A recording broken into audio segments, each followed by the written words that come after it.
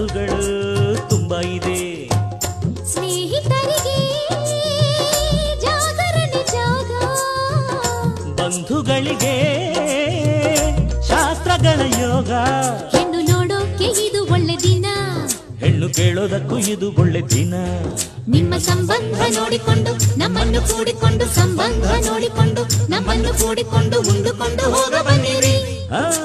ಮೈಲಾರಪ್ಪ ಅಪ್ಪ ಕಾವೇರಪ್ಪ, ಮೈಲಾರಪ್ಪ ಕಾವೇರಪ್ಪ ಬಂಗಾರಪ್ಪ ಬೆಳ್ಳಿಯಪ್ಪ, ಪ್ರೀತಿ ಇತ್ತು ನಮ್ಮ ಮದುವೆಗೆ ಬರ್ಬೇಕ್ರಪ್ಪ.